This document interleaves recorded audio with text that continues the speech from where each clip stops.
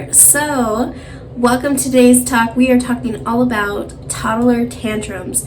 And so, come on in, come get ready with me, and let's go over how you can go about life with toddler tantrums, right? How to minimize them, how to address them, and how to not lose your mind when your toddy is deciding to throw their tantrum.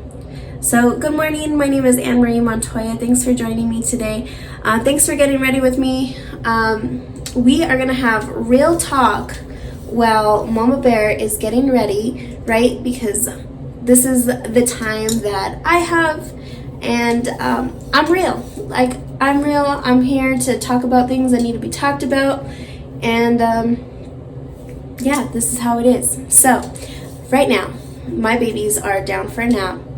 I have a 1-year-old and a 3-year-old, and right now my 3-year-old is going through the tantrum phase. He is whining and just, it's so frustrating. It's been so frustrating. So a lot of things that we've been doing lately is making sure that when the boys are having playtime, right, that they both have individual toys, that they can do things together, right? Learn to share, learn to discuss things, but they also have their individual playthings.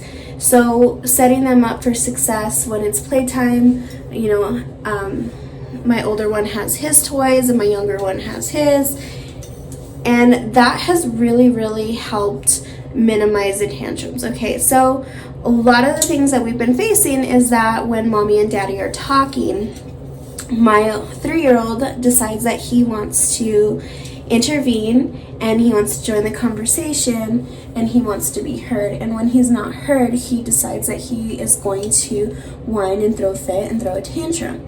And what we've been doing is acknowledging him and correcting him in the moment. Hey, right now, mommy and daddy are having a conversation. Will you please use your words and say, excuse me, right? Let's practice using our manners. And that has really, really helped get him through the tantrum, right? Understanding he has trigger words where he can still be involved, he can still be heard, and then explaining to him, okay, right now, this is what's happening, and this is how we address it, this is how you get attention, this is how you go about it, and then praising him for when he does good. So when he does say, excuse me, saying, oh, thank you so much for using your manners, I really appreciate that, I really appreciate you, saying, excuse me, I hear you, I see you, I love you. And then if, the grown-ups still have to still continue their conversation, say, thank you for using your manners. However, mommy and daddy are still talking. I will get to you in just a second. Or, give him something to look forward to. Or if he's needing his cup or something like that, trying to ask, okay, what it is that you need, and then trying to set them up for success as well, right? Having their cup, their snacks, all that great stuff, while it's time for me and my husband to have our time to have conversations, right? And so there's less likely to be interruptions because they're set up for success. And I feel like that has really minimized the tantrum throwing, right? And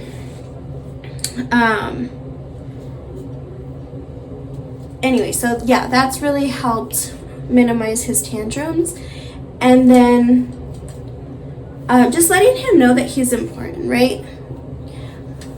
And I think a lot of the times it's like they just want that love and attention. So what we've also really have been trying to do is really map out and schedule our time, right? Setting their daily routine, setting up their nighttime routines, and so they have their individual time with us, or really getting to play and feel heard and feel loved on.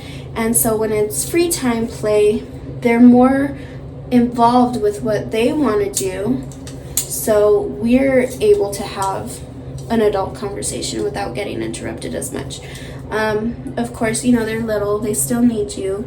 And the biggest thing I've learned is that, we have to have a level head. I know sometimes it is so frustrating.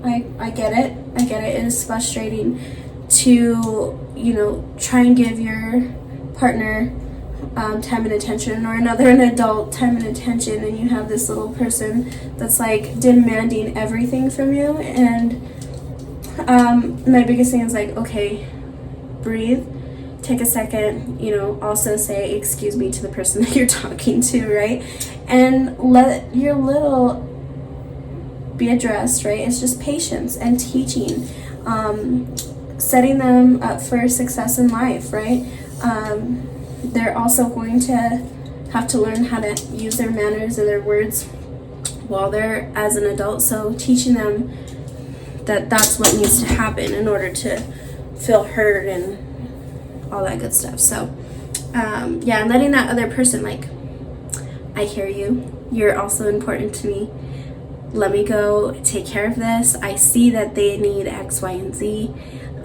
Hold that thought, like, communicate that to the person that you're talking to. Address what needs to be addressed and then move forward. But knowing that that's the stage that you're in, that's what's happening, those interruptions are normal, and you're actively doing something to make sure that it doesn't happen as much, right? Because they're kids are always going to need us, right? We're their people. We're there as their support and their love. And yes, we have needs as well. Yes, we want to be heard. Yes, there's things that we need to talk and address to with our spouse or our partners or whatever. But guys, our littles needs us too. So it's just finding that balance, teaching them, redirecting, and giving them something else to look forward to, right? That has really, really helped this stage, right? And so the tantrums have definitely come to a minimum. Yes, they still happen, but it helps with, like, okay, even when they're like going through a crying or screaming, fit, breathe. I love you, I'm here, I see you, I hear you. Walk them through it, calm them, practice. I even practice breathing techniques with my son. I think that's a huge coping mechanism just as an adult, right? Sometimes we just breathe it out, 5, 4, 3, 2, 1, and then address what needs to be addressed. So I also teach my son that, so he can also, help cope and, minimize what's happening and the panic, right? Because they don't, to them, it's like all or nothing sometimes. They can't see what's happening in the future. That's why we have to use our words and explain to them what's going on and what to look forward to. All right, so I hope this helps. I hope practicing these little things definitely helps move you guys forward. I appreciate you guys watching today, and let me know if there's other techniques that you guys use to help with your littles cope and kind of de-stress, or if there's things that you do that works for you and your family, right? Or just helping them understand what's going on. I love to share techniques. I love to grow with other mommies, right? My sole mission is to inspire, encourage, and to grow with others. So if that's who you are and where you want to be and what you're about to, like, I'm happy to have you here on this channel. Let me know in the comments what you've been facing, how you guys are going about it right now. I know before, like, I was frustrated, guys. I was starting to, like, yell, and I was like, okay, I don't want to inflict fear and anxiety in my children. I have that as an adult, and I was like, okay, I don't want them to feel what I felt. So restructuring and teaching them little steps and implementing things slowly and practicing them and being diligent has really helped our family. So if something like that's working for you guys, I want to know in the comments. Please let me know. I'm excited for you guys to be part of my mommy community. And guys, this is real talk, right? This is real life. We're in it. We're doing it. And I hope you have some really great takeaways. But thank you so much for talking with me about kiddo tantrums and what they're going through and how to help your toddies make it through this phase. Alright guys, thank you so much for watching, and we will catch you next time.